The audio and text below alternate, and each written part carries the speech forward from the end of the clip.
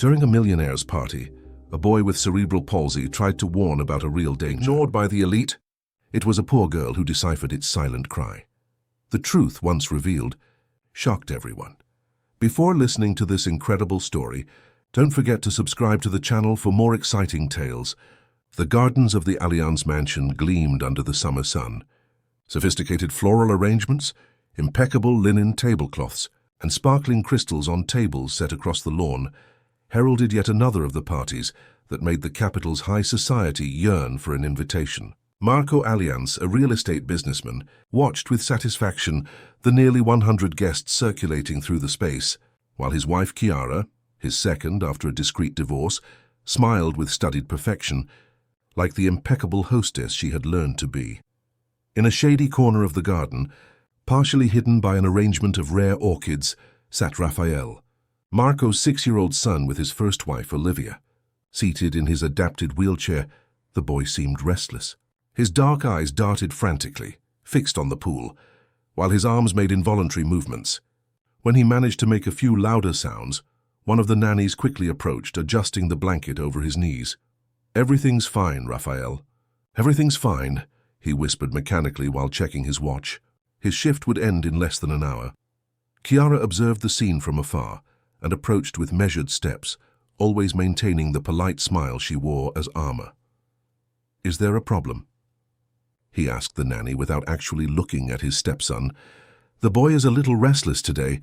Maybe it's the noise, the people." Chiara nodded, glancing quickly at Raphael. "He's just having a bit of a sensitive episode." "Leave him alone," she commented, lowering her voice. "But if he continues like this, take him inside. We don't want to disturb the guests." The nanny nodded, while Chiara returned to her post as hostess. To her, Raphael was what she called in particular an elegant shame, something that had to be kept clean, well-dressed, quiet, and preferably out of sight.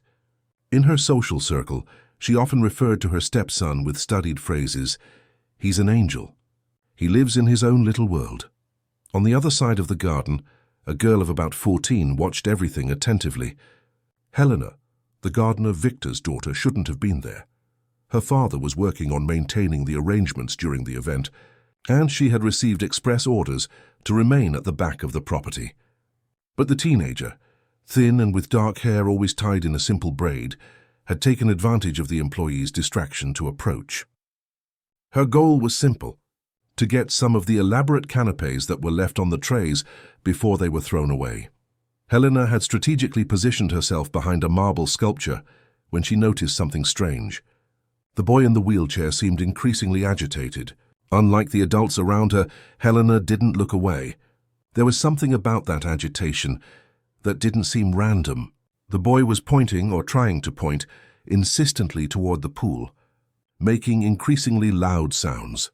Intrigued, Helena left her hiding place and, remaining in the shadows so as not to be noticed, approached the pool area. Her heart nearly stopped when she saw a small child, perhaps 2 years old, had escaped parental supervision and was on the edge, leaning dangerously over the water.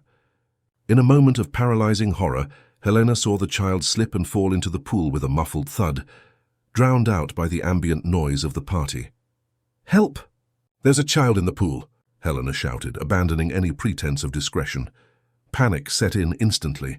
A man in a suit dove into the water without hesitation, while other guests rushed to the edge.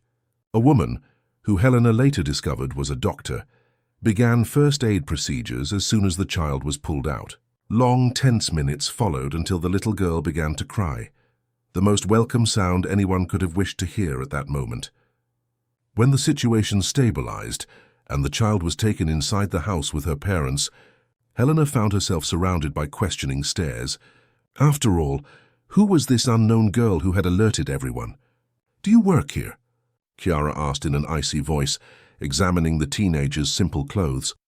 "She's Victor's daughter." "The gardener," someone answered before Helena could speak. Marco Allianz approached, accompanied by Olivia, who had recently arrived at the party to see her son. "How did you know there was a child in the pool?" Marco asked, staring intently at the girl. "We were all here and nobody noticed." Helena hesitated, looking in Raphael's direction, who now seemed calmer, as if a great weight had been lifted from his shoulders. "Actually, I I saw that Raphael was trying to warn everyone, Helena replied, feeling the weight of their incredulous stares. He was pointing to the pool and making noises, trying to get your attention. A heavy silence settled in. Chiara let out a restrained laugh. Honey, I think you're confusing things, she said condescendingly. Raphael has severe cerebral palsy. He doesn't. Well, he doesn't understand what's happening around him in that way. With all due respect, ma'am, Helena replied, surprising herself with her sudden courage. I think he does understand. He was staring intently at the pool and getting increasingly agitated.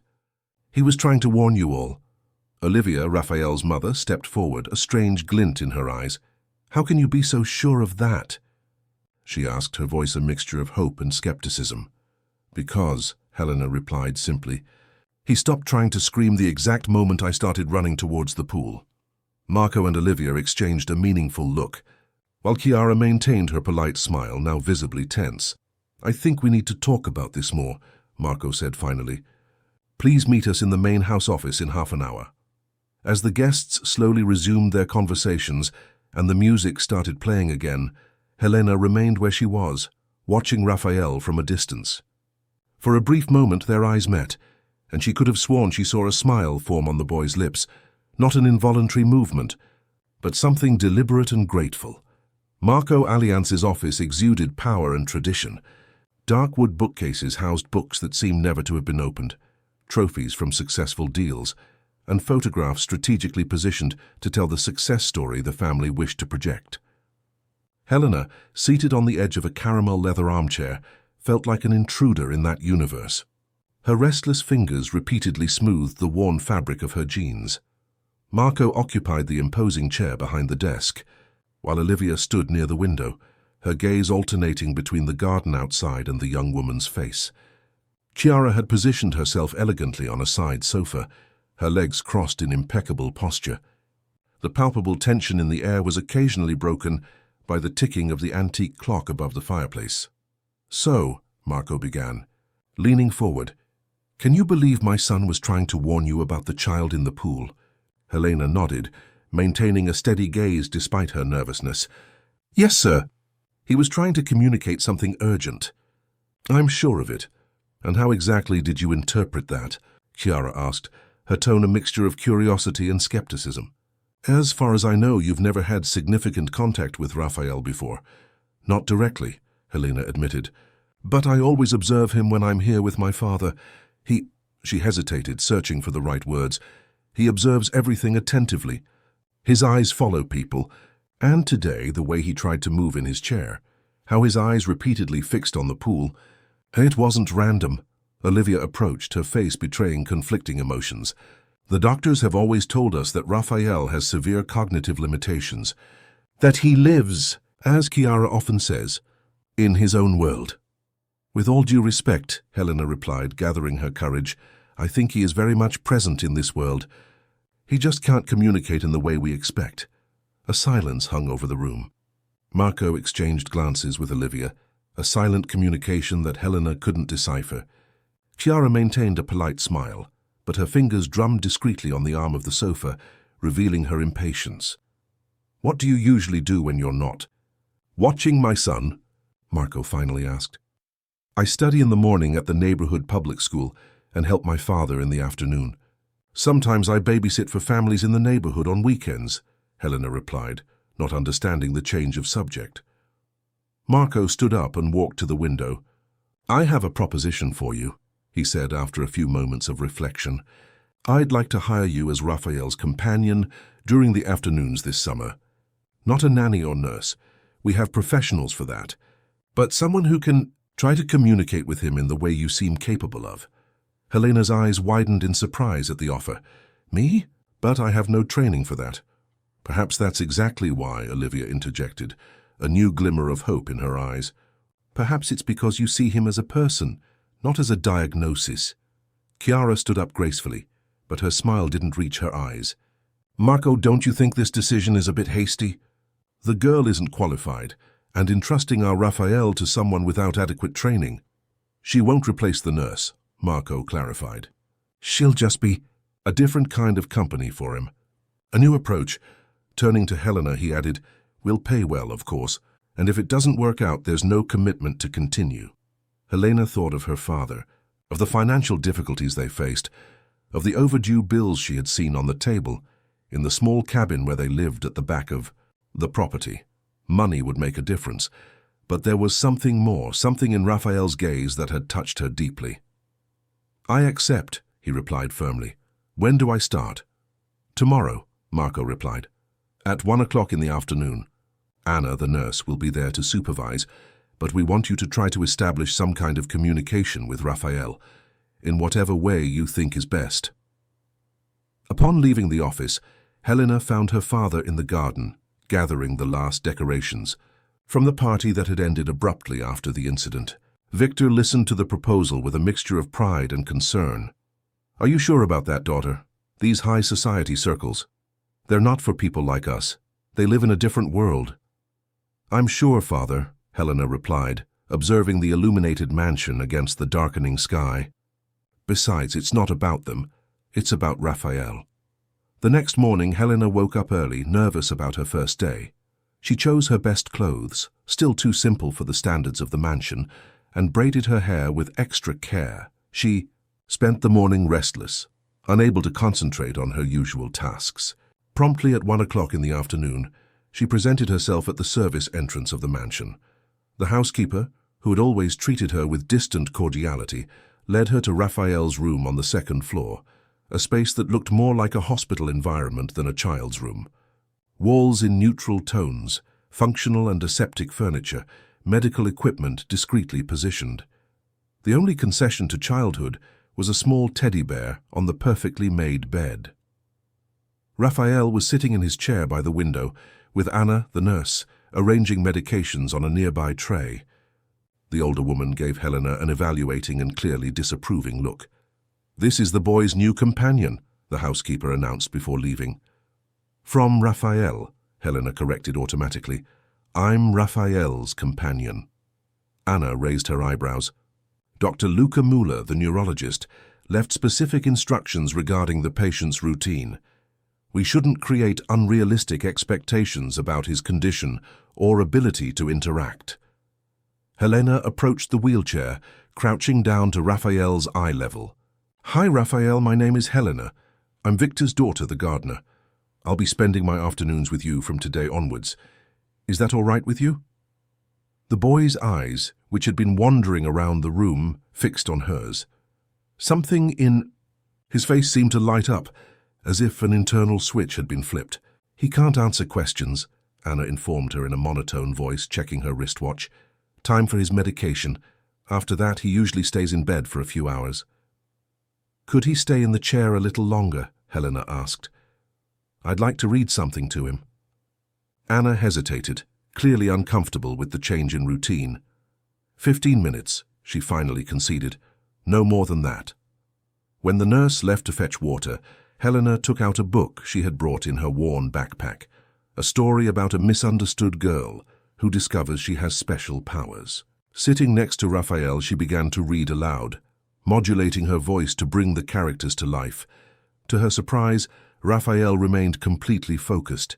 His eyes never left her face, and occasionally his lips moved as if trying to smile. When she got to a particularly funny part of the story, Helena could have sworn she heard a muffled sound, something that resembled a suppressed laugh. "You liked that part, didn't you?" she asked, smiling at him. Raphael's eyes gleamed, and his head made an almost imperceptible movement, as if trying to nod. At that moment, an idea popped into Helena's mind. Taking a notepad and a pen from her backpack, she drew a horizontal line. "Raphael, let's try something. This line means yes. If you agree with something I say, look at this line. Can you do so that?" She held up the paper, and after a few seconds, Raphael's eyes were clearly fixed on the line drawn. Helena's heart raced. Then she drew a dot on the paper. "And this dot means no. If you disagree with something, look at the dot, understand?" Again, Raphael's eyes moved, this time to the yes line. "Do you like this story I'm reading?" Helena asked, feeling a lump in her throat. Raphael's eyes returned to the yes line. You tried to warn about the child in the pool yesterday?" An even more decisive move towards the yes line. Helena felt tears welling up in her eyes, but she held them back. She knew with absolute certainty that she was witnessing something extraordinary. Raphael was there, present, understanding everything, trapped in a body that wouldn't obey but with a perfectly alert mind. "We're going to talk a lot from now on," she whispered, gently holding the boy's hand. "I promise." Outside the room, unbeknownst to Helena, Olivia watched the scene through the half-open door, silent tears streaming down her face. In the following weeks, a subtle transformation began to occur at the Allianz mansion. The communication system between Helena and Raphael evolved rapidly. What had started with a simple line for yes and a dot for no soon expanded. Helena created sequences of symbols that represented "I'm tired," "I need something," and dozens of other basic messages. Olivia began attending the daily sessions, initially observing in silence, with a cautious hope that gradually turned to awe and, finally, to determination. Marco, though more reserved, began making frequent visits to his son's room in the afternoons, often cancelling important meetings to witness the small but significant advances. "I want a board with pictures," Olivia declared one afternoon after watching Raphael communicate using the rudimentary system Helena had created. "Something more elaborate, with more communication options." 2 days later, an expert in alternative communication arrived at the mansion with a colorful board divided into sections: basic needs, feelings, people, activities. Helena helped Raphael familiarize himself with the new system, and within a few days, he was already able to express complex desires and thoughts, choosing sequences of images with his eyes. "It was always there inside," Helena commented to Olivia. One afternoon, as they watched Raphael selecting images to communicate that he wanted to listen to music, "He just needed the tools to make himself understood." Olivia nodded, her eyes welling up with tears. "All these years, we thought he didn't understand," the doctors said. "The doctors followed protocols," Helena interrupted gently, "but each person is unique. Raphael is unique." The news of the progress achieved was not received with the same enthusiasm by everyone. Anna, the nurse, remained rigidly attached to the established routines, demonstrating non-verbal skepticism at each new skill demonstrated by Raphael. Chiara, for her part, observed the events with a polite smile that masked her growing unease. "Don't you see what's happening?" she whispered to Marco one night when they were alone in the room. "That girl is projecting answers onto him. This isn't science, it's neediness. She sees what she wants to see, and Olivia is so desperate for hope that she's buying into this fantasy." Marco ran a hand over his tired face. "You weren't there this afternoon, Chiara. He answered questions about colors and shapes that we never discussed in front of him. How would he know the answers if he didn't understand? Coincidence? Or maybe this girl is manipulating the answers somehow. She's clever, I can tell, and she has a lot to gain by maintaining this situation." Marco shook his head, unable to share his wife's skepticism. "I think you need to spend more time with them. See for yourself." But Chiara deliberately avoided the communication sessions. When forced to be present, she kept her distance, occupied with the phone or in side conversations with the house staff. For her, the increasing attention given to Raphael represented a threat to the carefully constructed balance in the family, a balance that, until then, had favored her as Marco's wife and the central figure in the house. Meanwhile, Dr. Luca Muller, a renowned neurologist who had been treating Raphael since he was a baby, was summoned for an extraordinary visit. Tall and imposing, with perfectly trimmed grey hair, the doctor entered Raphael's room with the authority of someone who knew all the answers, even before hearing the questions. "I understand your enthusiasm," he said, after observing a demonstration of the communication system, "but we need to be scientifically rigorous. What I see can be easily explained by the phenomenon of the influential facilitator, when the assistant unconsciously guides the patient's choices." "We can test that," Helena suggested, undeterred. "Ask questions whose answers only Raphael would know. Or ask things when I'm not looking at the surfboard." The test was carried out. Dr. Muller showed Raphael images that only he had seen, asked him to choose random numbers, and questioned him about recent events in the house when Helena was not present. To the doctor's growing discomfort, Raphael answered every question correctly. "This is unexpected," the neurologist finally admitted, consulting his notes as if he could find an explanation there that escaped direct observation. "We'll need more tests, of course, standardized assessments, perhaps even updated neuroimaging, but he understands us, he always has," Olivia added, with a mixture of triumph and accusation in her voice.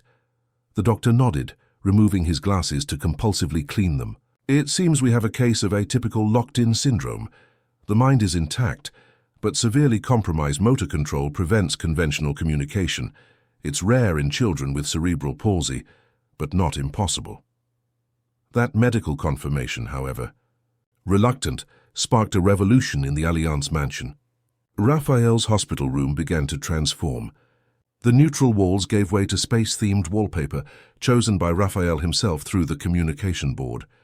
Shelves were installed at a height accessible to his eyes, filled with books and objects he had selected. A projector was mounted on the ceiling for days, when the pain made it difficult to get out of bed. He could watch films or documentaries projected directly onto the opposite wall.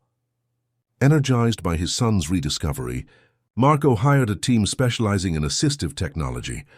A week later, Agnes Liman arrived at the mansion carrying equipment that looked like it came straight out of a futuristic movie. "I work with the principle of presumed competence," she explained during the presentation to the family. "We assume that the mind is intact and fully functioning. We just need to find the right tool to access it." Agnes brought an eye-tracking device, a special screen that detected where Raphael was looking and selected letters, words or symbols simply by moving his eyes. On the first day of testing, after a quick calibration, everyone watched in reverent silence as Raphael composed his first independent sentence. "I can finally speak." Olivia fell to her knees beside her son's chair, embracing him through tears. Marco, usually reserved, had to turn away to hide the emotion overflowing on his face. Helena, standing next to the specialist, felt a happiness so intense it almost hurt. With daily practice, Raphael developed impressive speed in the new system. Soon he was writing entire paragraphs, revealing not only an intact mind, but a sharp intellect and a surprisingly dry sense of humor for a child his age. "Please stop talking about me as if I weren't here," he wrote one day, as a group of therapists discussed his case in front of him. "I'm sitting right here and I understand everything." The medical team had the decency to blush with shame. In just 1 month, the communication device became an extension of Raphael. Through it, the boy revealed his preferences, opinions, fears, and dreams, all the thoughts that had been trapped for years in his reluctant body. "I want to go to school," he wrote to his parents during a formal dinner, to which he had been brought with his device. "Really, I don't homeschool." The request sparked a heated discussion between Marco and Olivia, who was now more actively involved in her son's life, having reduced her professional obligations to be present at the mansion almost daily. "He's ready, Marco," Olivia argued. "Cognitively, he's probably ahead of many children his age, given how much he reads and observes. But the physical limitations, the discrimination he will face," Marco hesitated, torn between protecting his son and respecting his newfound autonomy. "I can hear you," Raphael interjected through the device. "It's my life." Helena, who was accompanying Raphael during the meal, smiled discreetly, proud of the assertiveness he demonstrated. Lately, her role had subtly changed, from facilitator to partner, from interpreter to friend. They developed inside jokes, shared literary tastes, discussed films and dreams. One afternoon, while they were reading together a fantasy novel that Helena had brought from the public library, Raphael stopped reading with a movement of his eyes. "What was it?"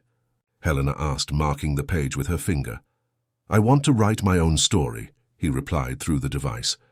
"What kind of story?" "About a boy trapped in a glass box. Everyone looks at him, but no one really sees him, until someone opens a crack in the box." Helena swallowed hard, feeling the weight of what he was describing. His own experience, translated into metaphor. "I think it's going to be an amazing story," she replied, gently squeezing her friend's hand. "When do we start?" Chiara watched the scene from the doorway, her face an impenetrable mask of civility. Later, alone with Marco, she casually commented, "This story that Raphael says he wants to write, don't you think it sounds a little too advanced for a 6-year-old? This metaphorical language about glass boxes." "He's always been absorbing everything," Marco replied distractedly, busy with work papers. "Besides, Helena reads all sorts of stories to him. He has a brilliant mind." "Or perhaps," Chiara suggested, letting the words hang in the air, "it's not really him writing these things." Marco looked up from the documents, finally catching the insinuation. "What exactly are you suggesting, Chiara?" "Nothing," she replied, stepping back strategically. "I just find it fascinating how everything has changed so quickly. Suddenly, our little angel who lived in his own little world is talking like a little philosopher. Isn't that curious?" Autumn arrived, painting the gardens of the Allianz mansion in golden and reddish hues. What had begun as a summer project for Helena had transformed into something far more permanent and profound. The formal proposal came during a Sunday lunch, to which Victor had also been invited, a rarity that did not go unnoticed by the gardener. "We would like to formalize Helena's presence in Raphael's life," Marco announced, as dessert was served on the terrace. "A full scholarship at the San Francisco Academy in the morning, and, in the afternoon, paid work as a communication facilitator with Raphael, under Agnes's supervision." Victor exchanged glances with his daughter, feeling the weight of the offer. The San Francisco Academy was one of the most prestigious schools in the capital, inaccessible to families like theirs. "That's very generous, sir," he replied cautiously. "But Helena would have to leave her friends, her current school." "Dad, I want to," Raphael interrupted through the device, his synthesized voice echoing on the terrace. "Helena, help me, I'll help her too." Helena smiled at her friend, touched by the way he reversed the equation, not positioning himself as a recipient of help, but as a partner. "It's an incredible opportunity," she agreed, looking at her father. "And I can continue living at home being with you." Victor nodded, recognizing the determination in his daughter's eyes. At 14, she already demonstrated the same quiet strength her mother had possessed, the woman who had left them when Helena was only 5, setting off to pursue an artistic career in Europe and never returning. While the details were being finalized, Chiara observed the scene with her impeccable social smile, occasionally offering opinions on school uniforms and necessary materials. Beneath the polished surface, however, discontent simmered. The family dynamic was rapidly changing, and her place in it was becoming increasingly peripheral. The following morning, Helena arrived at the San Francisco Academy feeling completely out of place. The new uniform, though perfectly fitted, seemed like a disguise that couldn't hide her origins. The gleaming hallways, the immaculate gardens, and the appraising gaze of her new classmates intensified her feeling of not belonging. "Are you the new scholarship student? The one who works for Allianz?" asked a blonde girl during break, surrounded by a group that clearly shared her social status. "I work with Raphael," Helena corrected, maintaining her dignity. "I'm his communication facilitator." "Ah, the boy in the wheelchair," another student commented, his tone a mixture of curiosity and condescension. "They say he's like a genius trapped in a body that doesn't work." "Is that true?" Helena felt her blood boil. Raphael is a complete person, not just someone to gossip about in the hallways. The firm response surprised the group, who walked away murmuring. Only one girl remained, offering a shy smile. "I'm Viola," she introduced herself. "I'm also on scholarship. My mother is a housekeeper at the Ollins house." A silent alliance was formed at that moment, the solidarity of those who lived on the margins of the privileged world they frequented. In the afternoon, upon arriving at the Allianz mansion, Helena found Raphael anxious for news from the outside world. "How was school?" he asked immediately. Helena hesitated, reluctant to unload her frustrations on him. "Different. I'll need time to adjust." "They were mean to you," he deduced, his expressive eyes revealing an understanding beyond his years. "Some. It doesn't matter." "It does matter," Raphael insisted. "It counts." Helena ended up recounting the day's events, including the comment about him being the boy in the wheelchair. To her surprise, Raphael reacted with a synthesized laugh. "Technically, that's true. I'm always in this chair, but that's reductive. You are so much more than that. How you are more than the girl from the garden, too. The astute observation made Helena smile. Before long, they were working on the story Raphael had begun writing, The Tale of the Boy in the Glass Box. The narrative had evolved, becoming more complex, with secondary characters and emotional twists that revealed the depth of thought of the young author. During dinner that evening, Raphael surprised everyone by announcing that he wanted to share his story with the family. Marco, Olivia, and Chiara sat attentively as Helena assisted Raphael with the device, allowing him to read his creation aloud. The story moved everyone. Even Chiara seemed momentarily touched by the powerful narrative about isolation, understanding, and liberation. In the end, Marco had tears in his eyes and Olivia was unable to speak, overwhelmed by emotion. "That was extraordinary, son," Marco finally managed to say. Victor, who had been invited to hear the story, approached Raphael with renewed respect in his gaze. "You have a gift with words, young man. You make us feel as if we were inside that box with you." Later, when everyone had left and only Marco and Chiara remained in the living room, she finally verbalized what she had been mulling over throughout the presentation. "It's a touching story," he began, carefully choosing his words. "But don't you notice certain language patterns, certain vocabulary choices that seem far too mature for a 6-year-old? Marco frowned. "What exactly are you implying?" "I'm not implying anything. I'm just observing that since Helena came into our lives, Raphael has supposedly developed literary skills worthy of someone much older. Don't you find that strange? He always had a mind that was trapped, Chiara. Now that he can communicate, we're discovering who he really is. Or perhaps," she suggested softly, "we are discovering who Helena is, a creative young woman who has found an outlet for her own stories, using Raphael as a conduit." Marco slammed his glass of whiskey down on the table more forcefully than necessary. "This is absurd. Agnes oversaw the independent tests. Raphael answers questions when Helena isn't even in the room. Sure, simple answers. But these elaborate stories, these philosophical reflections, don't you think it's too convenient for the narrative everyone wants to believe?" Marco didn't answer, but a slight crease of doubt appeared on his forehead, exactly what Chiara had hoped to plant.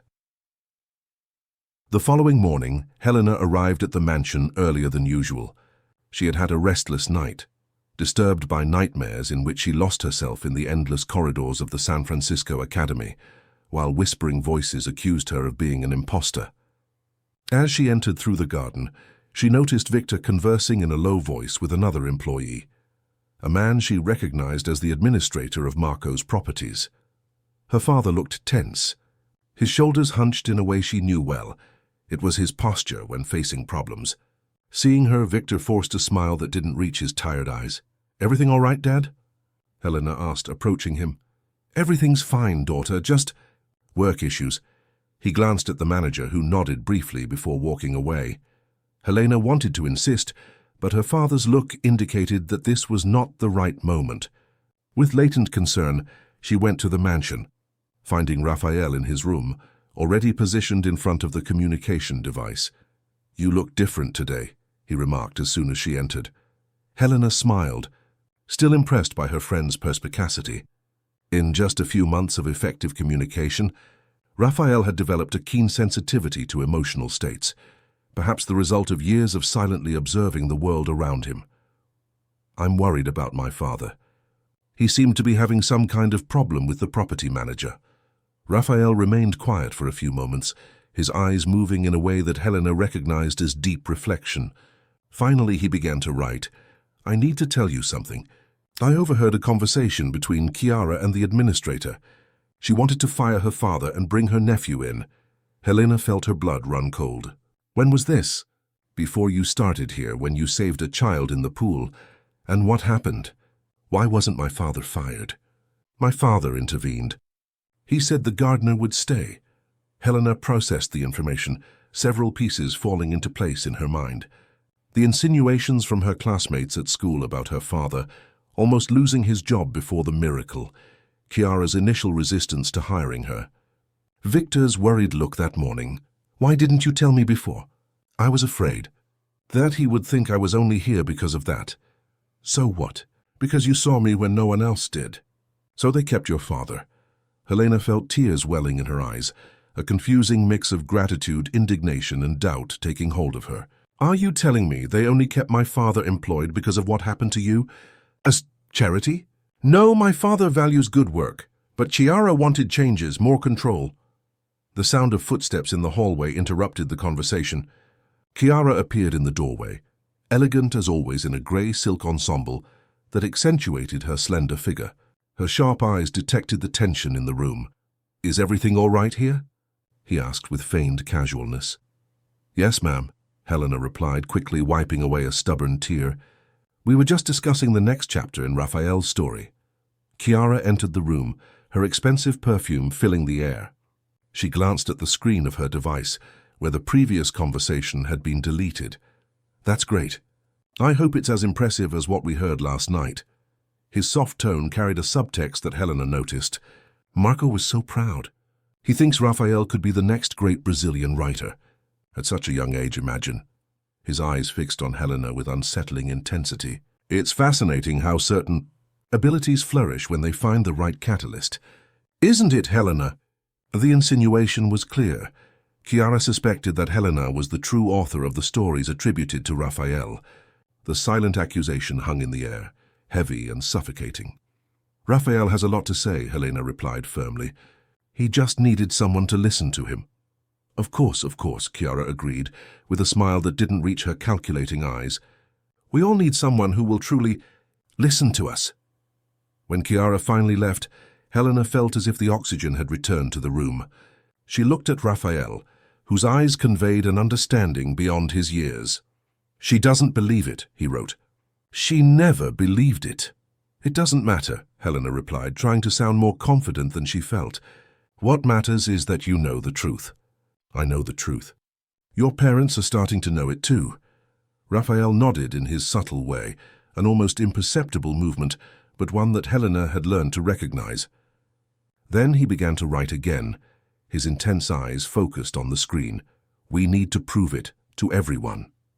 A week after Raphael's revelation about Victor's near dismissal, Helena was still grappling with conflicting feelings.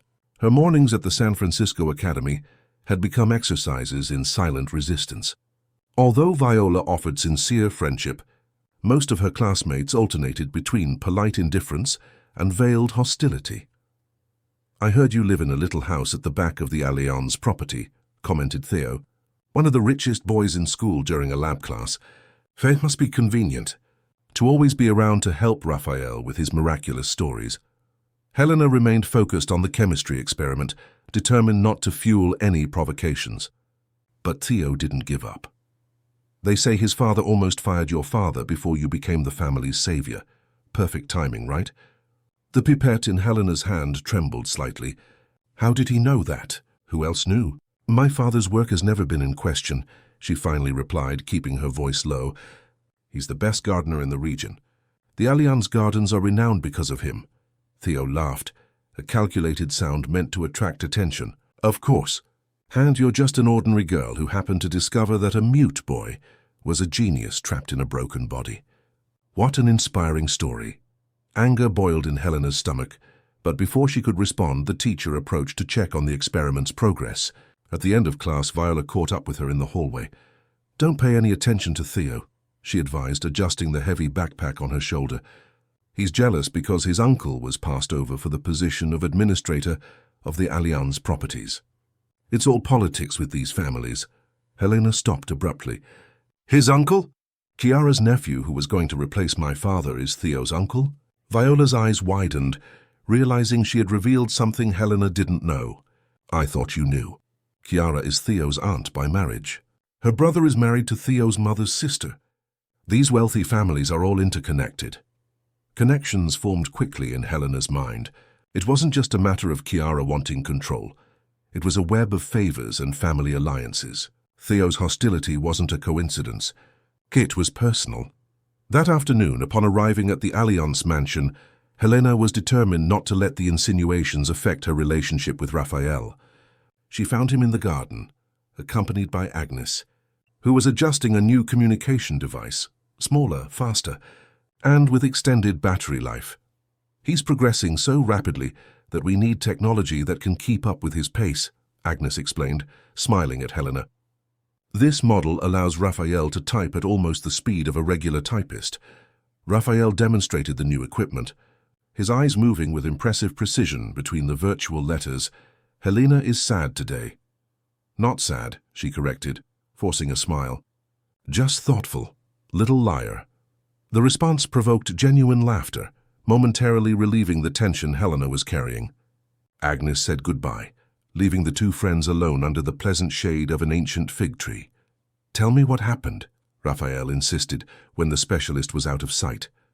Helena hesitated, but eventually recounted Theo's insinuations and the revelation about her kinship with Chiara. As she spoke, her pent-up emotions overflowed. The pressure at school, the doubts about her place in the Allianz family's life, the fear that it was all just a transaction of convenience. Sometimes I wonder if they only keep me here because I'm useful to you, and if they keep my father because I'm useful to you. Raphael's eyes shone with unusual intensity. What if it is? What if in the beginning it was just that? The frankness of the response surprised Helena. People start relationships out of self-interest all the time, he continued. But then it changes. It becomes something else. What else has turned out for us? Helena asked, genuinely curious about his perspective. True friendship. Partnership. A pause, her eyes moving with restrained emotion. You are my best friend, my only friend. The words touched Helena deeply. Regardless of how it had all begun, the bond they had formed was real and meaningful. Furthermore, Raphael added with the sarcastic humor that had become his trademark, who saved whom? I was trapped without a voice. You freed me. We work well together, Helena agreed, feeling lighter. Quite a team. The best duo, Raphael agreed. Now let's show everyone. In the following weeks, Raphael intensified his formal studies. With the new device and Agnes's guidance, he began completing academic exercises appropriate to his age, and often beyond. Marco hired specialized tutors who were surprised by how quickly the boy learned. To dispel any doubts about the authorship of his texts or the authenticity of his abilities, Raphael began participating in supervised tests. Under the observation of invited educators and doctors, he solved complex mathematical problems, answered text comprehension questions, and produced original essays, all without intervention from Helena or any other facilitator. On a particularly challenging afternoon, Dr. Luca Muller returned for a formal evaluation.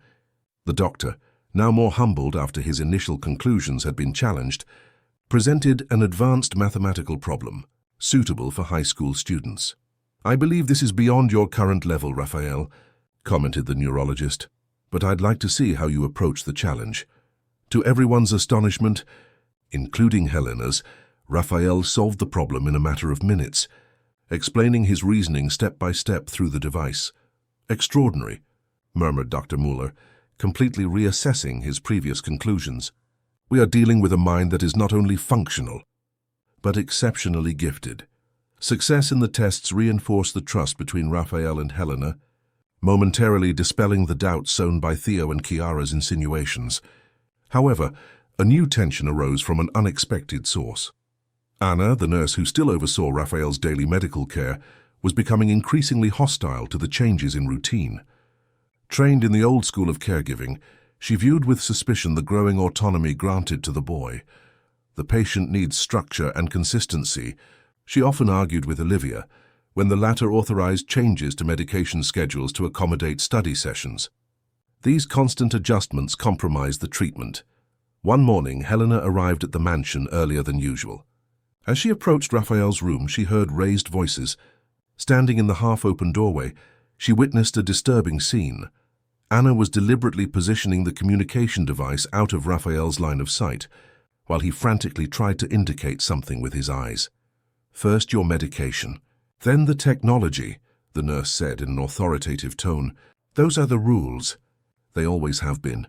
Helena watched horrified. As Anna ignored Raphael's obvious signs of discomfort, his expression made it clear that he urgently needed to use the bathroom.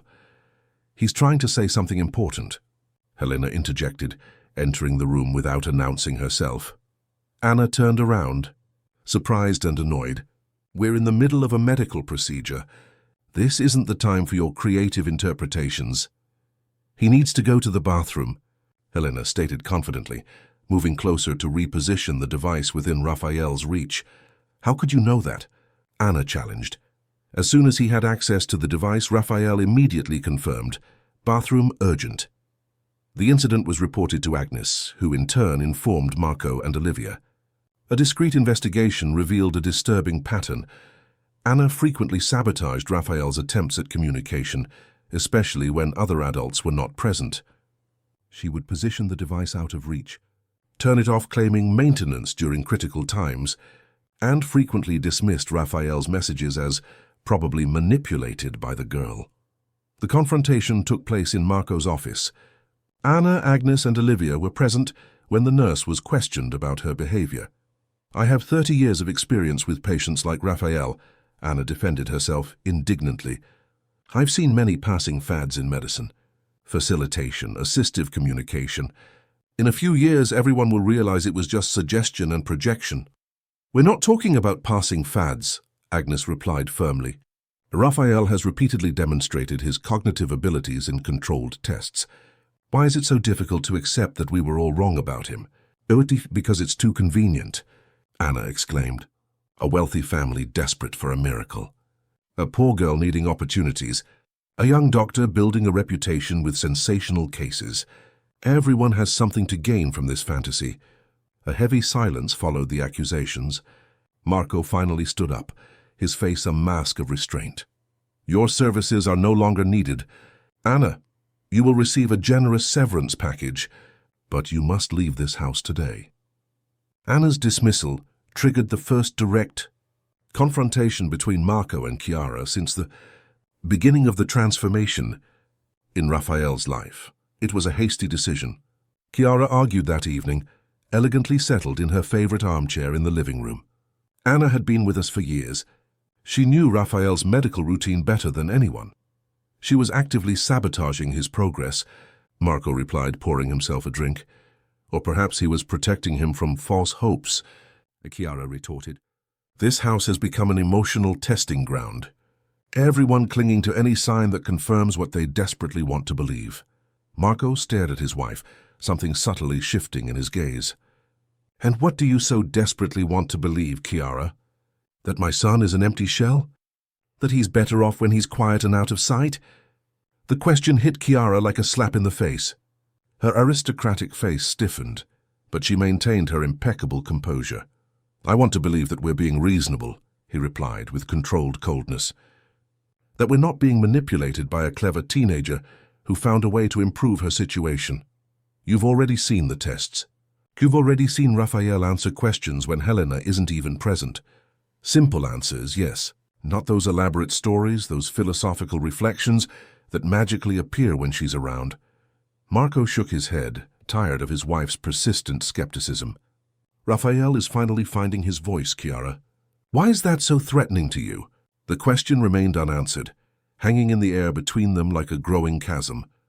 That same night, while tension lingered in the main house, Helena found Raphael restless, unable to fall asleep despite the late hour. The new nurse, hired on an emergency basis, had retired for a brief rest in the adjacent room. What's bothering you? Helena asked, sitting down next to the bed where Raphael was positioned. What if I'm fake? The unexpected question caught Helena off guard. What do you mean, fake? Now what if Anna is right? What if I'm just answering what you expect? It was an anxiety Helena hadn't anticipated, an existential doubt about the authenticity of her own answers, instilled by Anna and Chiara's persistent insinuations. You are real, Raphael. Your thoughts are yours. Your answers come from you. How can I be sure? Helena reflected, searching for the right words. You have doubts, right? You question things. If you were just reflecting on what we want to hear, you wouldn't have these difficult questions. The explanation seemed to calm Raphael down momentarily, but Helena realized that something deeper needed to be addressed. Agnes explained to me a concept called confirmation bias, she continued. It's when people only see what they expect to see. For years, doctors and therapists expected to see limitations in you, so that's what they found. They ignored signs of understanding because they didn't fit the diagnosis. Now they're doing the opposite. They see intelligence where it doesn't exist. No, Helena replied firmly. Now they are finally seeing you for who you really are, because they have stopped assuming limitations. The tests you conduct are objective. There's no way to want to see the right answer to a complex mathematical problem. It's either right or wrong. Raphael remained silent for a few moments, processing. Finally, he wrote, I want to do something bigger to show it to more people. What do you have in mind? A medical congress, speaking to doctors, changing how they see people like me. The ambition of the idea impressed Helena. It wasn't just about proving something to Chiara or to the immediate skeptics. It was about transforming perceptions on a much larger scale. That would be incredible, she agreed, feeling a mixture of pride and apprehension. But it would also be a lot of pressure. I'm ready, Raphael declared, his eyes gleaming with determination. I'll tell my parents tomorrow. As she left Raphael's room that night, Helena reflected on the extraordinary journey they had taken together. What had begun as a summer job had transformed into a shared mission to give voice to those silenced by assumptions and hasty diagnoses. On the horizon, greater challenges awaited them. Chiara's skepticism, the pressure of school, and now Raphael's ambition to take his message beyond the walls of the Allianz mansion, to a world that, as Helena well knew, was often cruel to those who defied expectations. The idea of attending a medical conference was met with mixed reactions from the Allianz family. Olivia, increasingly supportive of Raphael's autonomy, immediately supported the initiative. Marco, while hesitant about public exposure, acknowledged the importance of his son's wish. Chiara, on the other hand, expressed concerns bordering on open opposition. He's only 6 years old, she argued during a tense family meeting. Exposing him to this kind of public scrutiny is irresponsible. Imagine if he gets nervous if he can't communicate under pressure. I can train, Raphael interjected through the device. Helena, help me. Of course it helps, Chiara replied with a tense smile. Helena is always there to help with her words. The insinuation did not go unnoticed. Marco gave his wife a warning look, while Olivia took a deep breath to maintain her composure. Dr. Luca has already contacted the organizers of the Ibero-American Congress of Pediatric Neurology, informed Agnes, who was attending the meeting at Marco's request. They showed great interest in including Raphael on a panel about alternative communication. It would be a 10-minute presentation, followed by questions and answers. 10 minutes in front of an audience of experts? Chiara asked, disbelief evident in her voice. What if he freezes? I've been frozen for 6 years, Raphael replied with his characteristic humor. 10 minutes won't be a problem. The response provoked surprised laughter, momentarily easing the tension. Even Chiara managed a reluctant smile.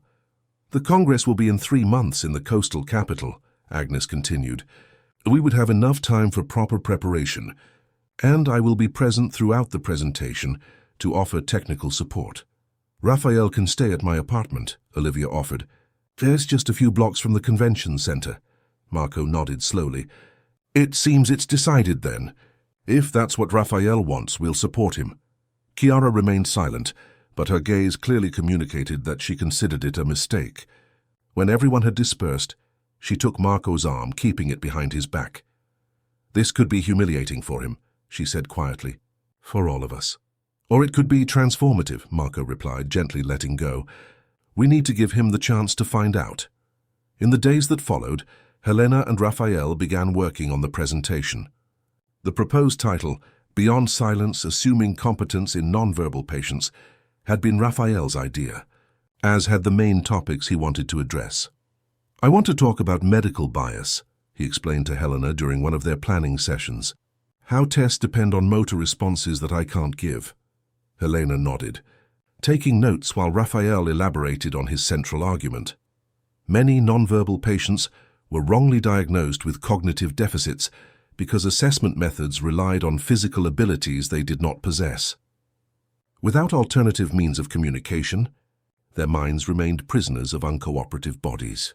It's a powerful message, commented Helena, genuinely impressed by the sophistication of Raphael's thinking.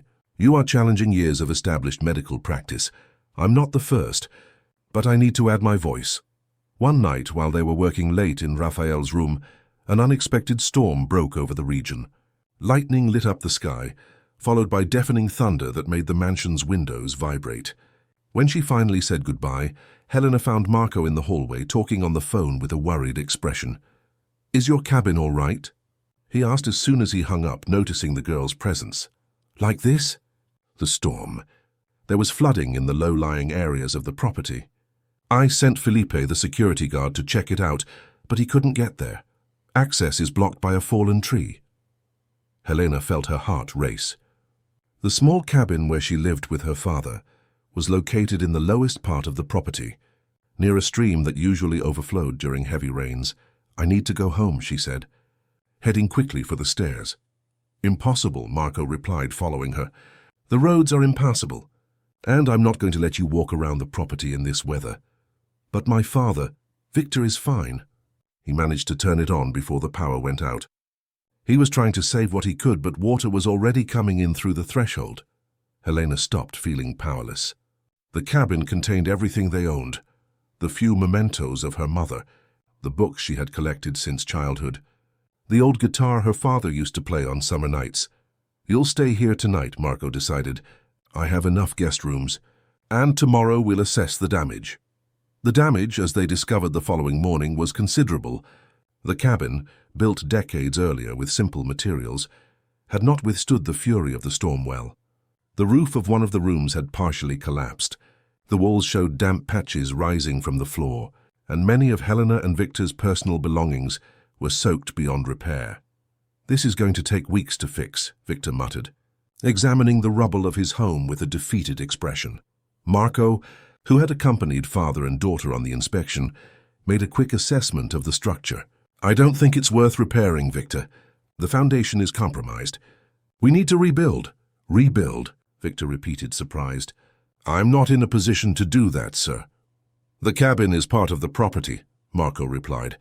"It's my responsibility to provide suitable accommodations for my employees. In the meantime, you can use the guest house behind the main garage. It's small but comfortable."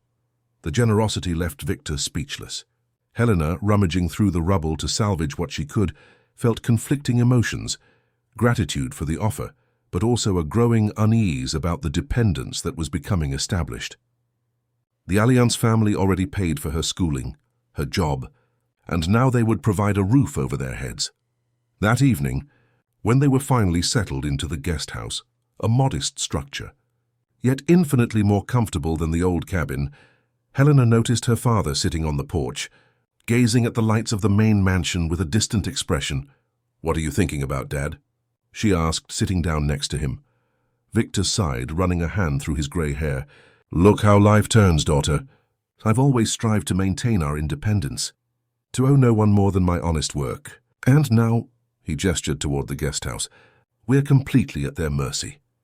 "Marco is only doing what is right," Helena argued, although she perfectly understood her father's discomfort. "The cabin is part of the work agreement." "Yes, but there's a difference between a professional agreement and charity, Helena, and I'm afraid we're crossing that line." In the following days, the reconstruction of the cabin began at a rapid pace. Marco not only replaced the original structure, but also authorized significant improvements: reinforced foundations, modern plumbing, updated electrical wiring, and proper thermal insulation. What was once a functional but simple dwelling was being transformed into a small, yet comfortable and safe home. "This is much more than we expected," Helena commented to Raphael during one of their working sessions at the Congress presentation. "My father likes you and Victor," Raphael replied simply. "You are important to our family now." The statement, made without any pretense, touched Helena deeply. Despite the tensions with Chiara, the suspicions and insinuations, she had formed genuine connections with the Allianz family, especially with Raphael, who had become not only her student or patient, but her closest friend. Chiara, on the other hand, maintained a polite distance from the ongoing transformations. Always courteous, she never failed to greet Victor or ask Helena about her studies, but there was a calculated coldness in her interactions. "Being too welcoming can confuse things," Helena heard her say to Marco one afternoon as they walked down the hallway near the office. "We're creating expectations that may not be healthy in the long run." Preparation for the conference intensified as the date approached. Raphael worked tirelessly on his presentation, refining arguments, selecting scientific studies for reference, and practicing the rhythm of his synthesized speech to maximize impact in the 10 minutes allotted. "I've never seen a 6-year-old with such a level of concentration," Agnes commented after a particularly productive session. "He has extraordinary determination." Helena nodded, proud of Raphael's progress, but also increasingly aware of the contrast between their lives.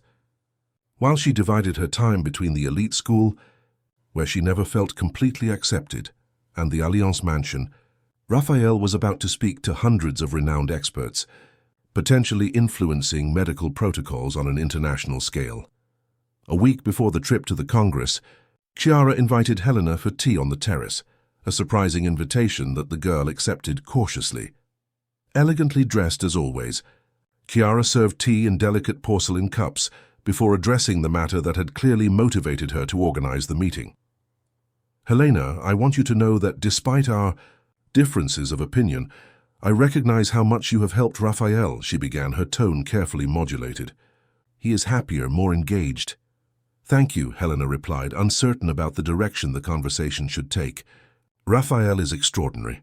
He just needed the tools to show it." "Yes, you always say that."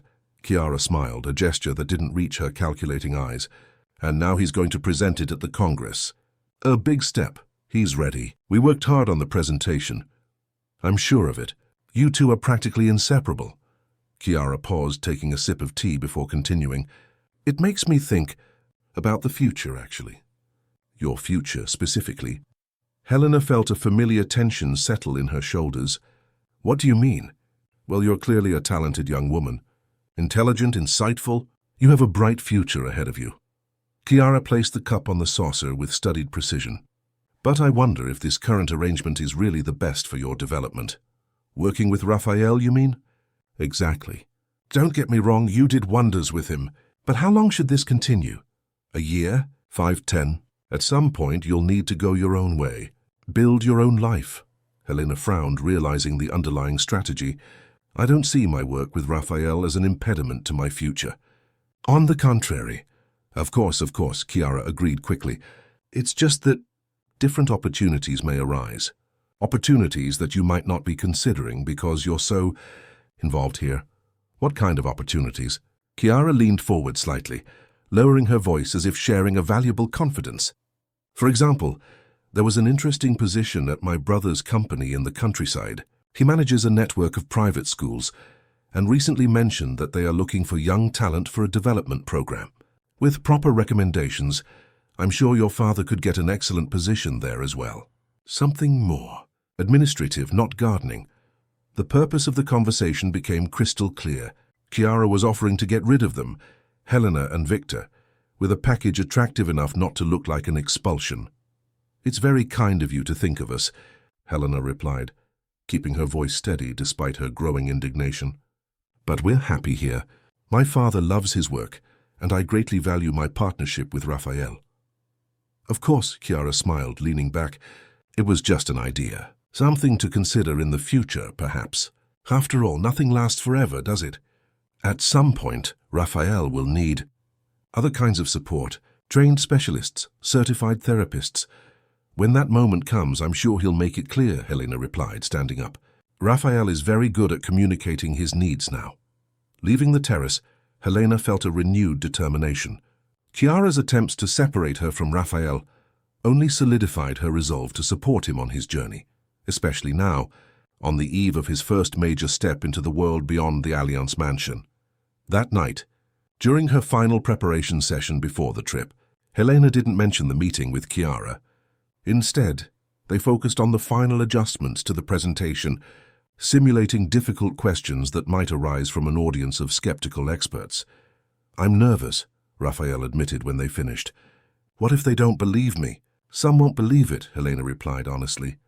"People cling to their certainties, even in the face of contrary evidence. But others will listen, and those are the ones who matter." Raphael nodded subtly. "You're coming with me, right?" "Of course. I'll be in the front row." "No, I want you on stage by my side." The request surprised Helena. "Are you sure?" "It's your moment, Raphael. Your story." "Our story," he corrected. I started speaking because of you. I need you to be there. Moved, Helena nodded. Then I'll be there. We're a team, remember? The best duo, Raphael agreed, his eyes shining with a mixture of anxiety and anticipation for the challenge that awaited them. The coastal capital pulsed with an energy different from what Helena was used to. The salty air, the constant sound of waves crashing on the shore, the mix of languages in the streets of the historic center, everything contributed to a feeling of expanded possibilities, of horizons opening up beyond the walls of the Allianz Mansion and the oppressive corridors of the San Francisco Academy. Olivia's apartment, located in an elegant building overlooking the sea, comfortably accommodated the small group that had traveled to the Congress. Olivia, Marco, Raphael, Helena, and Agnes. Chiara had decided to remain in the capital, citing unavoidable social commitments, an absence that, although never admitted aloud, subtly eased the group's tension. On the eve of the performance, while Raphael had finally fallen asleep after a final preparation session, Helena found herself on the apartment balcony, watching the city lights reflected on the dark ocean. Marco joined her, offering her a glass of fresh juice. "Nervous?" he asked, leaning on the balustrade beside her. Helena nodded. "A little. More for Raphael than for me, actually." "He's ready," Marco stated with quiet conviction. "Thanks to you in large part." "I didn't do anything extraordinary," Helena replied, uncomfortable with the credit. "I just listened. I saw what was there to be seen." Marco smiled, a gesture that softened the lines of worry on his usually tense face. "That's the extraordinary part, Helena. Truly listening is a rare gift." A comfortable silence settled between them, broken only by the distant sound of the waves and the music escaping from some nearby restaurant. "Chiara spoke to me about the offer she made to you," Marco finally said, his voice controlled. Helena tensed.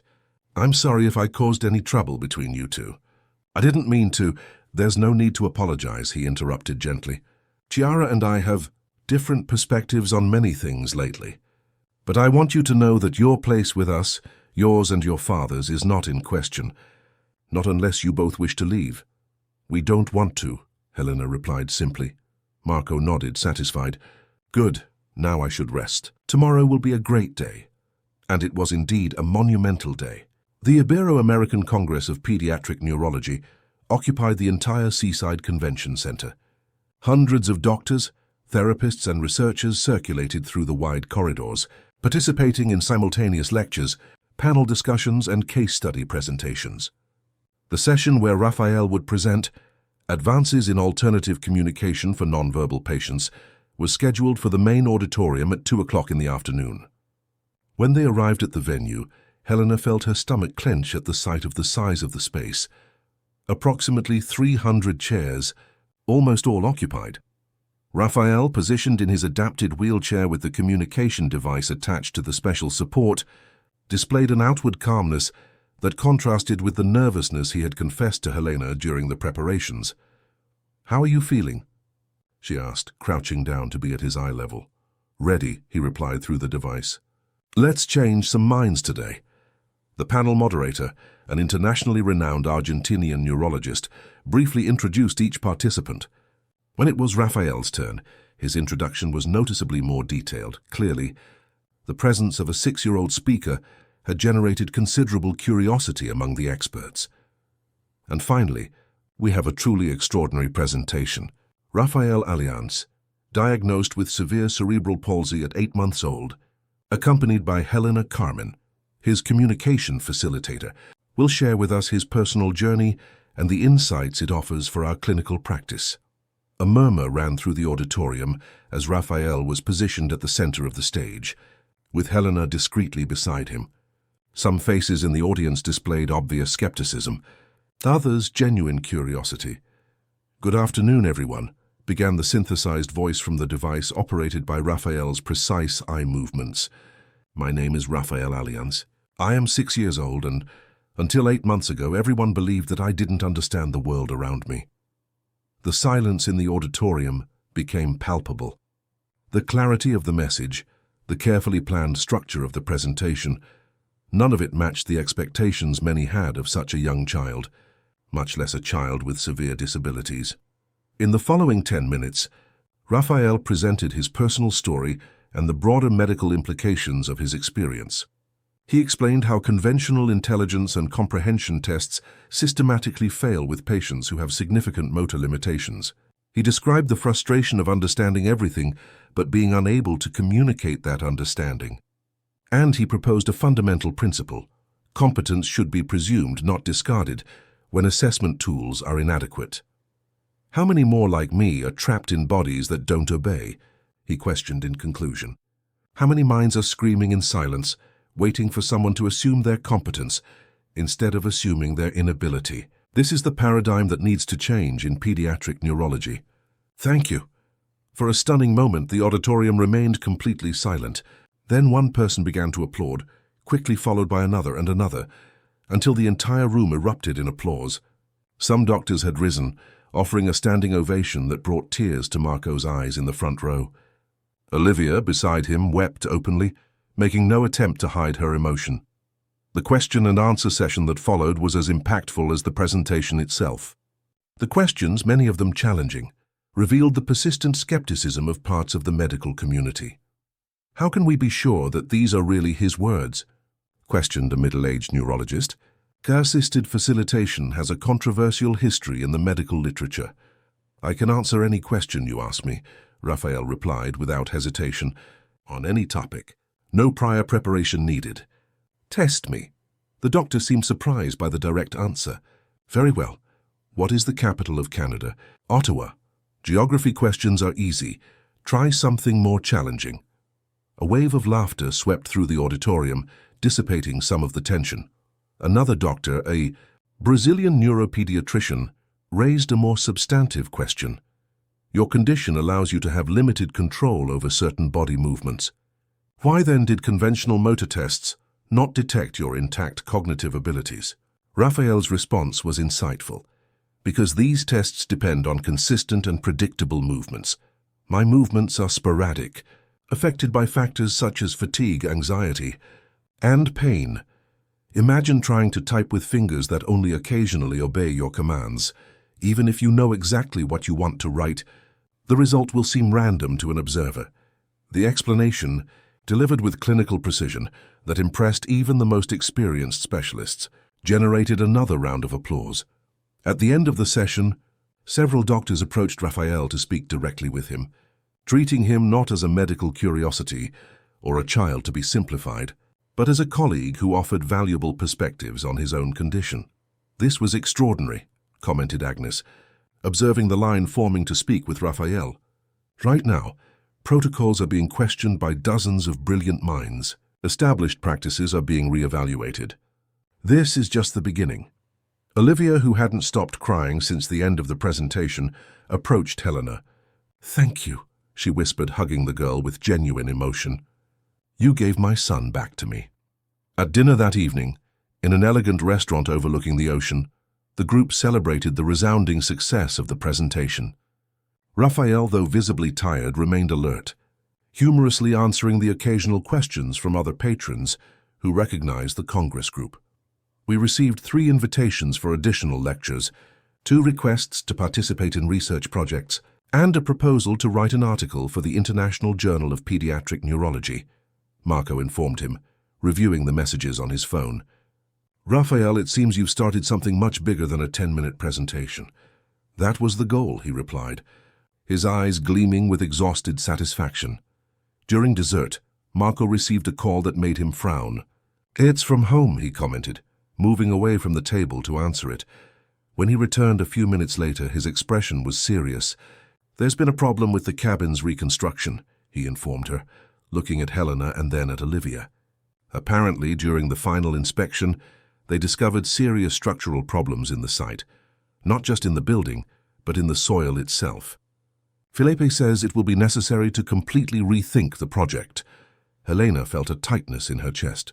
That means you'll need to stay in the guest house longer than expected," Marco added. "I'm so sorry, Helena. I know how much you and your father were looking forward to getting back to your own place." While the adults discussed alternatives and revised schedules, Helena noticed Raphael watching her intently. "What are you thinking?" he asked through the device, in a parallel conversation that only the two of them could follow.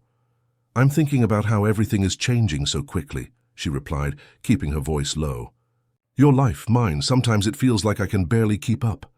I'm scared, Raphael confessed, surprising her. Fear of what? You just won over an audience full of skeptical experts.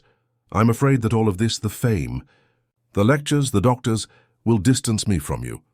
The sincerity of the confession touched Helena deeply. Amidst all the transformations, amidst the extraordinary success Raphael was achieving, his central concern was the same one that occasionally haunted Helena, that their paths, once so intertwined, might begin to diverge. That's not going to happen, she assured him, gently squeezing his hand. We're a team, remember? The best team. Raphael nodded subtly, but Helena noticed the worry lingering in his expressive eyes. On the return trip home the following day, the group was exhausted but elated. Raphael's presentation had been mentioned in the local newspaper and on several specialized blogs, always highlighting the potential impact of his testimony on clinical practice. In the car that was taking them from the airport back to the Allianz mansion, Helena noticed how distant Marco seemed, repeatedly checking messages on his phone with an increasingly worried expression. Is something wrong? Agnes asked, also noticing the businessman's unease. Marco hesitated, looking at Raphael, who had fallen asleep on the adapted bench.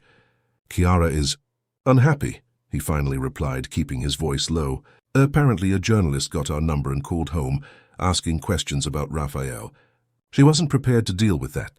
It was predictable, Olivia commented, without much sympathy for her ex-husband's second wife. Raphael's case is extraordinary.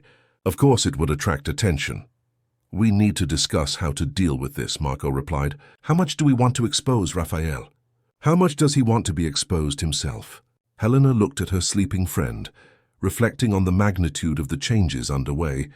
Raphael, once invisible to the world, was now suddenly all too visible. His voice, once silenced, now resonated far beyond the walls of the Allianz mansion.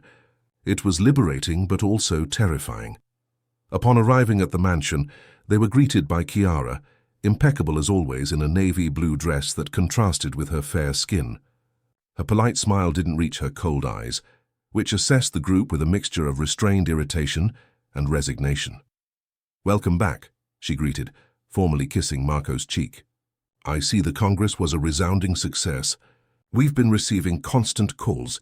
Doctors, journalists, television producers.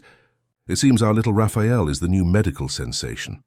The slightly sardonic tone didn't go unnoticed by anyone, but everyone chose to ignore it, too exhausted for a confrontation. We can discuss this tomorrow, Marco replied, helping the team unload their luggage. Now we all need to rest. Helena accompanied Raphael to his room, helping him settle comfortably into bed. He had woken up during the final leg of the journey, but remained drowsy and quiet, processing his return to his familiar surroundings after the intense experience at the conference. Sleep well, she said, adjusting the blanket around him. Tomorrow we can review everything that happened calmly. As she was about to leave, the synthesized voice from the device stopped her. Thank you, Helena. For what reason? By opening the slack in the glass box. The reference to the story Raphael had written, the metaphor of the boy trapped in a transparent box, visible but inaccessible, until someone opened a crack, made Helena smile with restrained emotion. You did the rest yourself, she replied. You climbed out using only your own strength. No, we climbed together. As she left the mansion that night, walking to the guest house where her father awaited her, Helena reflected on the extraordinary journey of the past few months. What had begun as a summer job had transformed into a shared mission, a partnership that defied diagnoses, assumptions, and social barriers.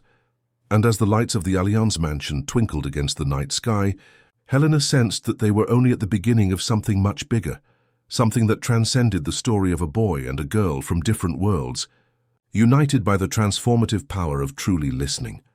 In the weeks following the Congress, the Allianz mansion transformed into a hub of frenetic activity.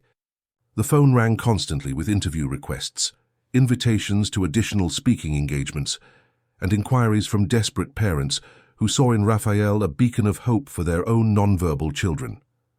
Marco hired a press officer to filter the contacts and manage the growing demand for access to the family. During a particularly hectic breakfast, with her advisor Agnes and Raphael's parents discussing communication strategies. Chiara finally verbalized what she had been mulling over since returning from the Congress. "We need to establish clear boundaries," she declared, interrupting the lively discussion. "This public display is getting out of control. Raphael is a child, not a cause." A momentary silence followed the remark, everyone processing the contrast between Chiara's polite tone and the underlying acerbity of her words. "Raphael has a right to privacy, of course," Agnes cautiously agreed, "but he also expressed a desire to share his story to help others." "He's 6 years old," Chiara retorted. "He doesn't fully understand the implications of becoming a public figure." Marco intervened, his tone conciliatory. "Chiara has a valid point. We need to be careful to protect Raphael from sensationalist exploitation. But we must also respect his autonomy and his desire to make a difference." Olivia, who was becoming increasingly involved in decisions concerning her son, agreed. "We can set conditions, pre-approved questions, the right to review before publication, no filming at school or during private moments." Helena, who had been silently observing the discussion while helping Raphael with his breakfast, noticed how everyone spoke about him, as if he weren't present, the very behavior that had hurt him so much before he was able to communicate. As if reading his thoughts, Raphael intervened through the device. "I'm here, I can decide." Everyone turned to him, momentarily embarrassed that they had fallen back into the old pattern of talking about, "Not with Raphael." "Of course, darling," Olivia replied. "What do you think about all this?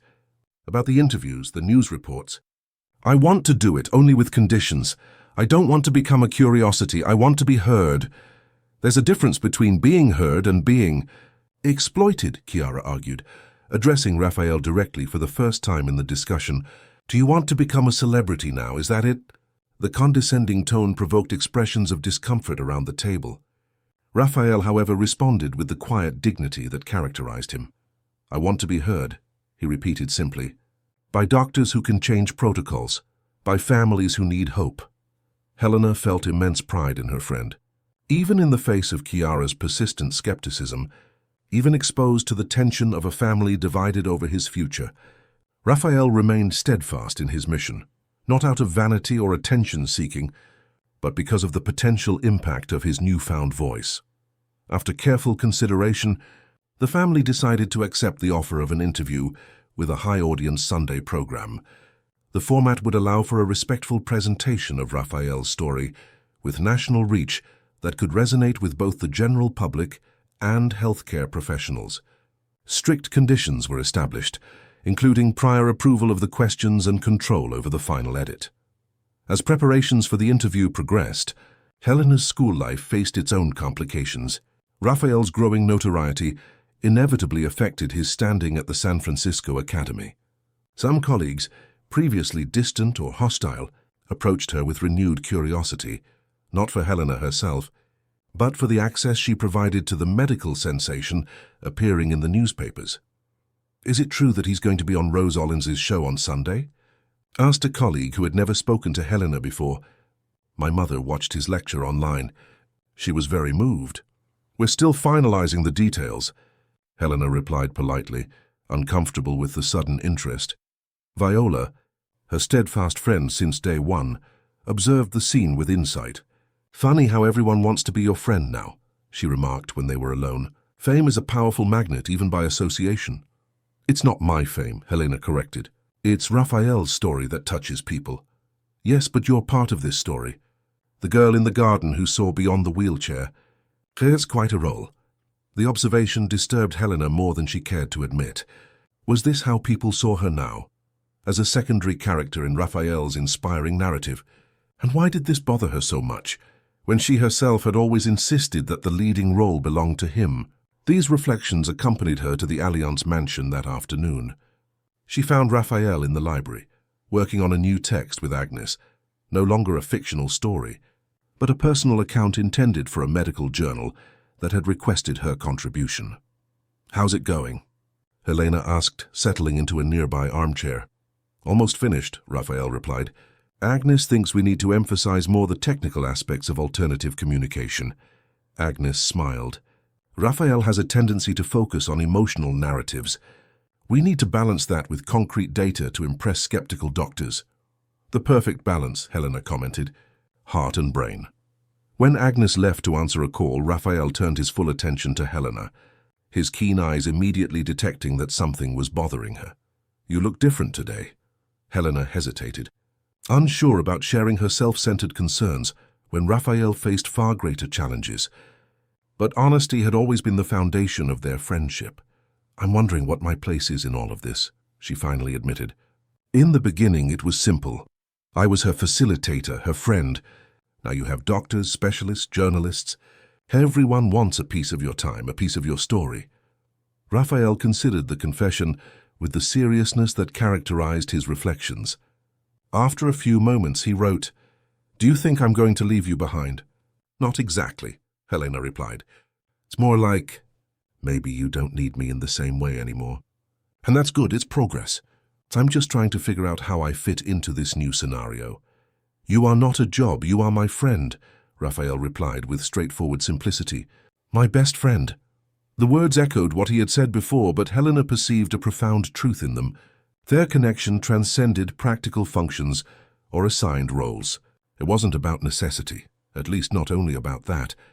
It was about choice, trust, and mutual understanding. "Thank you," she said, feeling a lump in her throat. "Sometimes we need to hear the obvious, don't we?" "The most important truths are usually obvious," Raphael agreed with a peculiar wisdom that often surprised even the most experienced adults around him. The days leading up to the television interview were filled with an intensified routine. Between rehearsals for the camera, accumulated schoolwork, frequent visits to the kitchen to sample the Christmas cookies the team was beginning to prepare, and sessions of rereading their favorite fantasy books, Raphael and Helena strengthened the bond that had transformed their lives. The interview itself was a surprisingly positive experience. Rose Ollins, the renowned presenter known for her empathy and depth, created a respectful environment where Raphael could share his story without sensationalism. Helena, initially nervous about briefly appearing on camera, found comfort in her friend's calm presence. "What would you say to other families with nonverbal children?" Rose asked at the end of the interview. Raphael responded with measured precision. "Presume competence, always. Don't confuse inability to speak with inability to think, and never, ever give up on finding a way to communicate." The message, delivered with the straightforward eloquence that had become his trademark, brought tears to the eyes of the experienced presenter, an unscripted moment that perfectly captured the emotional impact of Raphael's journey. In the days following the national broadcast, the response was overwhelming. Hundreds of emails flooded the special address created by the press officer. Families from all over the country shared similar stories, asked desperate questions, sought guidance, and above all, expressed gratitude for the hope that Raphael represented. "We didn't imagine this scale of response," Marco commented during a family gathering, visibly moved as he reviewed some of the most touching messages. Raphael truly touched something deep in the collective consciousness. "It's an enormous responsibility," Olivia noted, equally moved. "These families are placing tremendous hopes in us." "In Raphael," Chiara corrected gently, her tone surprisingly devoid of its usual coldness. Something in the vulnerability evident in the letters seemed to have penetrated even her carefully constructed reserve.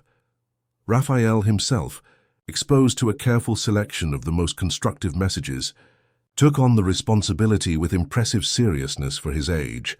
Together with Helena, he began to categorize recurring questions, research available resources in different regions, and develop standardized responses that could help as many families as possible.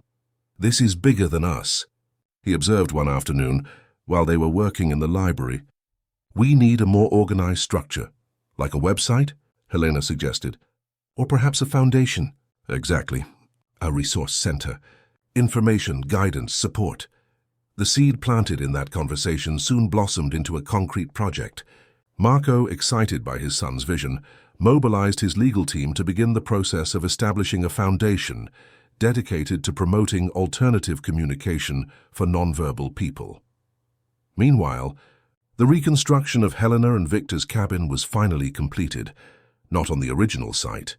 Considered geologically unstable, but in an elevated area of the property, with a privileged view of the gardens that Victor tended so meticulously. The new structure, while maintaining the simplicity that the gardener valued, incorporated modern comforts that radically transformed their quality of life. "I never thought I'd have a place like this to call my own," Victor commented on the night they finally moved in, admiring the impeccable facilities, the thermal insulation that kept the environment pleasant, even on the coldest nights, and the small balcony where 2 rocking chairs invited contemplation of the sunset. "You deserve it." "Dad," Helena replied, hugging him from the side, "you always have." The newfound material stability, while welcome, brought with it unresolved questions about autonomy and dignity, themes that Victor and Helena frequently discussed in their nightly conversations. Genuine gratitude for the Allianz's generosity coexisted with a persistent desire for independence, for achievements earned through their own merit rather than the benevolence of privileged people. This ambiguity was paralleled by the transformations within the Allianz mansion itself. Chiara, once the unquestionable center of the family's social life, announced during a formal dinner that she would be spending 3 months visiting relatives abroad. "I need time to reflect on all of this," she explained with a studied elegance that masked more complex emotions. "The recent changes in our family life require considerable adjustments." The diplomatic explanation fooled no one. Raphael's growing public prominence, Olivia's strengthening presence in the mansion, Helena's increasingly deep integration into the family dynamic. All these factors displaced Chiara from her carefully cultivated position. Her departure was not just a trip, but a strategic retreat to reassess her place in a family that no longer matched the image she had so meticulously constructed. As Christmas approached, the first since the transformation in Raphael's life, the Allianz mansion acquired an atmosphere of genuine celebration that it had not experienced in a long time. For the first time, Raphael actively participated in the preparations, from selecting the ornaments for the tree to approving the festive menu, exercising preferences and opinions that for years had remained prisoners of his uncooperative body. On Christmas Eve, during the traditional dinner to which Victor and Helena were formally invited, Marco raised his glass in an emotional toast. "To transformations," he proposed, looking around the table where people sat who a year before had occupied completely separate worlds. "And to new voices that teach us to listen better."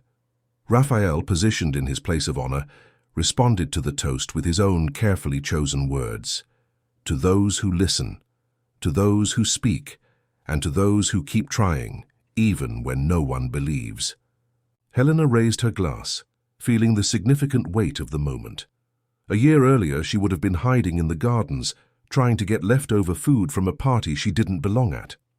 Now she sat at the main table, not as a servant or a charity guest, but as an essential part of the unconventional family that had formed around Raphael.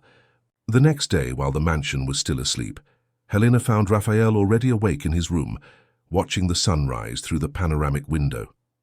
"Merry Christmas," she greeted, placing a small, carefully wrapped package on the side table. "For me?" he asked, his eyes shining with anticipation. "It's something special," Helena explained, helping him unwrap the gift, a handcrafted book bound by hand with a simple yet elegant leather cover. "What is it?" "Open it," she smiled.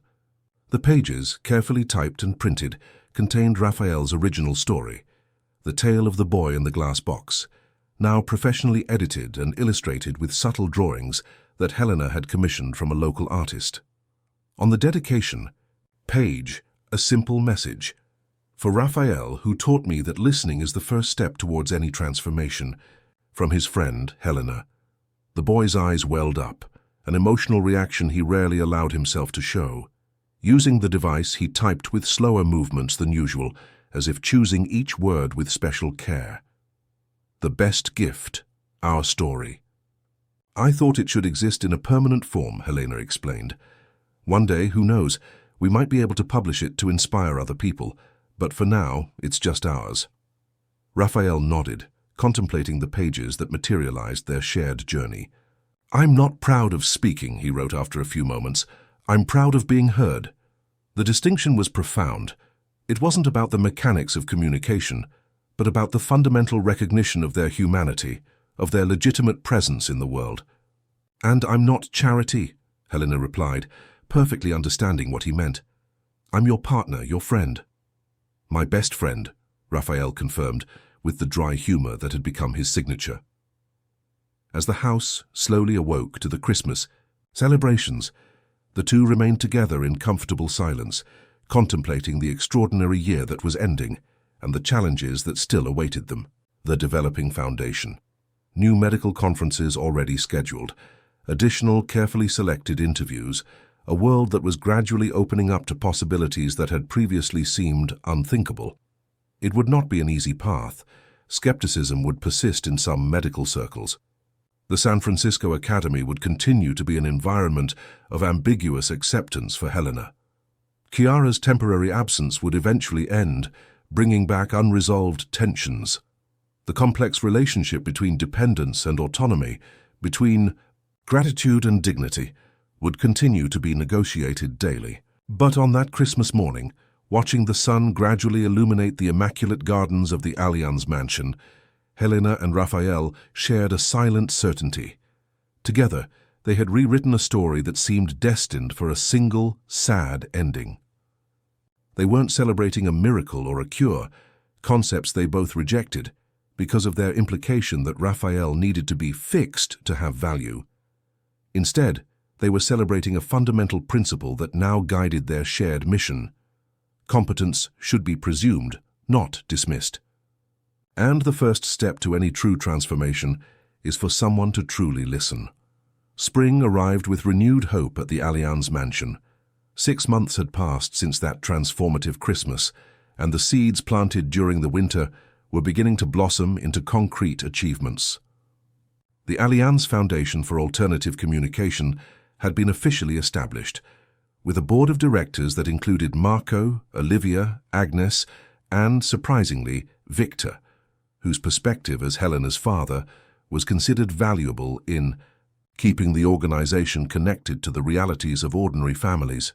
The Foundation's main office now occupied the mansion's former annex, completely renovated, to accommodate a small team dedicated to 3 main objectives: research into alternative communication technologies, training professionals in presumed competence methodologies, and direct support to families of nonverbal individuals. Raphael, despite his young age, actively participated in strategic decisions, frequently surprising the adults with the clarity of his vision. "We want to create protocols that don't depend on expensive resources," he explained during a board meeting. "Many families don't have access to advanced technology. We need simple solutions as well." Helena, seated beside her friend as always, smiled proudly. Raphael's practical wisdom never failed to impress her. His ability to see beyond the privileged walls of the mansion to the needs of the real world. Chiara's return after her 3 months abroad had brought subtle but significant changes. She had returned different, not completely transformed, but visibly affected by her time of reflection. In a private conversation with Marco, which Helena inadvertently witnessed while passing through the office, Chiara expressed surprising honesty. "I've always lived for appearances, Marco, for what others thought of me, of us, of our family." Raphael challenged the perfect image I had so carefully constructed. "And now?" Marco asked, clearly trying to understand his wife's new perspective. "Now I see that I was protecting something that didn't really matter. I'm still not.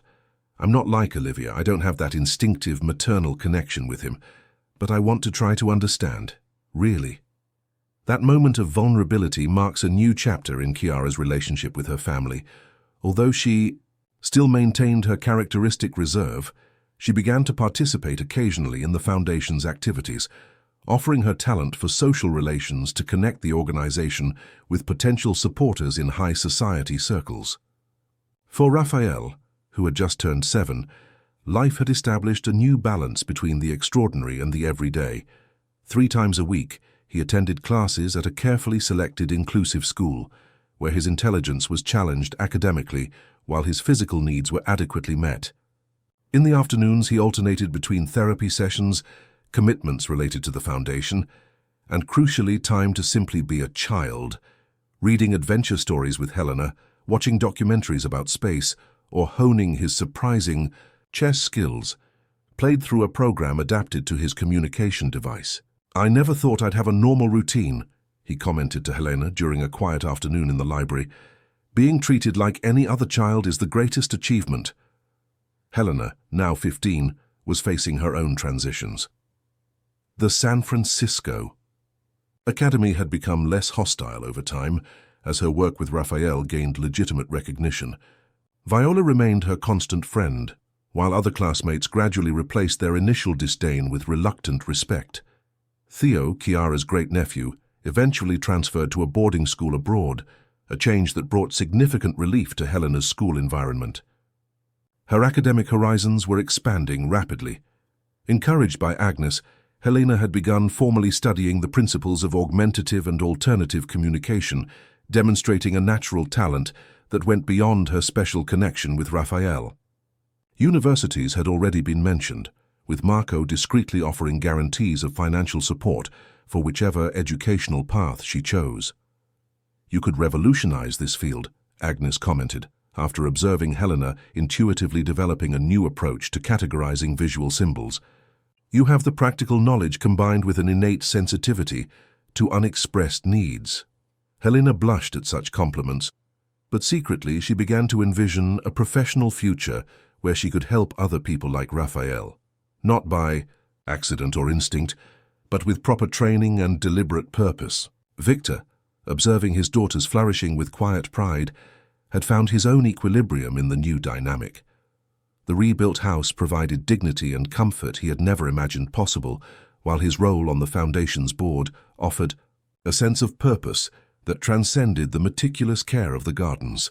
In a conversation with Helena, he expressed the transformation of his perspective. "You know, daughter, I've always worried about our independence, about not owing too much to others, but I've learned something important.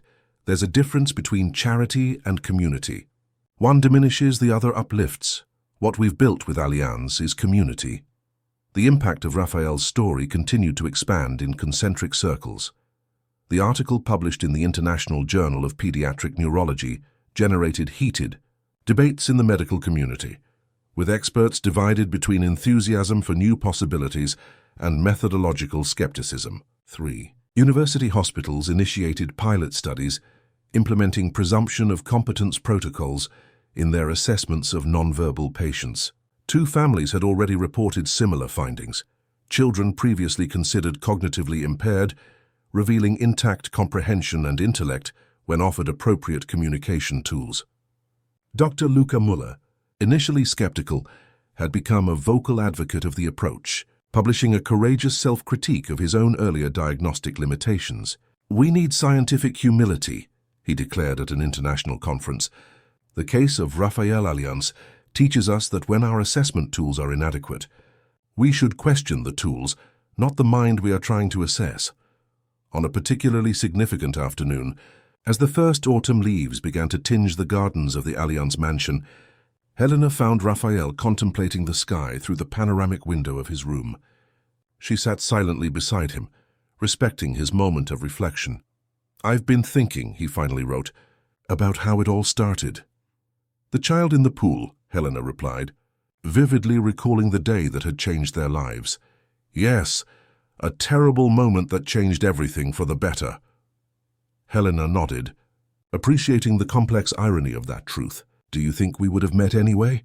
At some other time, in some other way?" Raphael considered the question with characteristic seriousness. "I like to think so. Some connections seem inevitable." That idea of a predestined friendship, of a bond that transcended accidental circumstances, brought comfort to both of them.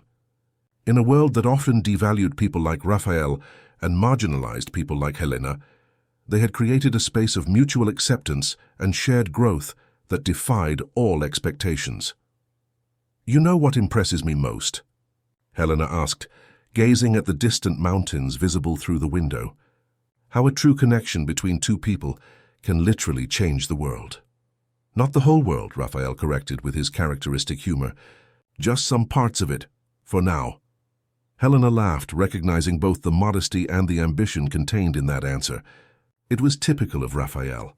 Never satisfied with the status quo, always envisioning new possibilities, new horizons. In the Foundation's meeting room, maps marked locations where its protocols were being implemented. Still scattered points, concentrated mainly in urban centers with abundant resources. The next challenge, already in the planning stages, involved taking these approaches to remote communities, resource-poor regions, contexts where children like Raphael rarely received even a basic diagnosis, let alone opportunities for alternative communication. "It's just the beginning," Olivia frequently commented at the meetings, echoing the sentiment of everyone involved. For Helena and Raphael, that truth carried a double meaning, both for the mission they shared and for their individual journeys. Helena, on the cusp of adulthood with important choices on her immediate horizon. Raphael, still a child, but with a clarity of purpose that many adults would never achieve. Both irrevocably transformed by that crucial moment when one asked, "Why is no one listening?" And the other replied, without audible words but with unwavering determination, "I am here, I am present, I have something to say." And as the sun set over the meticulously manicured gardens of the Allianz mansion, casting long shadows across the lawn, where an elegant party had once been interrupted by a cry of alarm, Raphael and Helena contemplated the future with the special confidence reserved for those who have already overcome the impossible, not alone, but together as the unlikely pair that had become, in Raphael's words, the best pair either of them could imagine. End of story. Dear listeners, we hope Raphael and Helena's story has touched your hearts. To continue this exciting journey, we've prepared a special playlist with equally captivating narratives. Find it here by clicking on the left. If you enjoyed this story, don't forget to subscribe to our channel and like the video. Every day we bring you unique stories that explore the complexity of human life and the transformative power of connection. Share in the comments if you have witnessed or experienced a transformation similar to Raphael and Helena's. Your experience can inspire other listeners. Until the next story.